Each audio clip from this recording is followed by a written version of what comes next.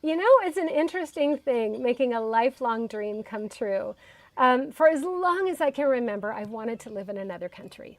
And so in January 2021, my husband and our son and I, we packed up our cat, Sully McGee, and we moved to Costa Rica, which was definitely a bucket list thing. And you know, it's funny because a lot of people will ask me, what prompted this move? And you know, I think it's kind of strange that we actually need to explain why we're doing the things that we dream of doing. But for me, there actually was a reason why we made it happen instead of just dreaming about wanting it to happen.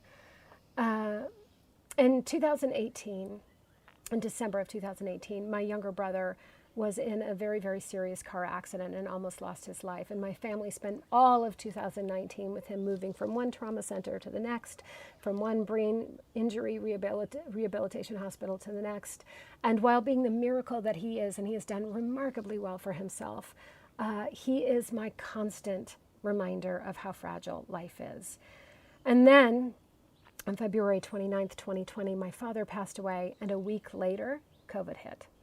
So it was crystal clear to me that nothing is promised in this life. And then if we have a dream, the time to live it is now.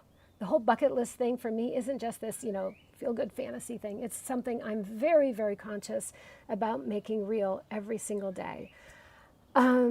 So other things on my bucket list, something that's part and parcel of my dream of living in another country was the desire to become fluent in another language, because I want to be able to connect deeply with people from all over the world. And I kind of think I was Latina in a past life.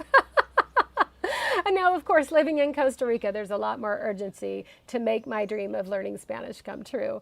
The other thing on my bucket list, being the idealist that I am, is that I kind of want to change the world. Yeah, I know. It's not that I have this big inflated sense of myself. It's that I'm this big, big dreamer, and I've got this crazy idealistic dream of democratizing brave.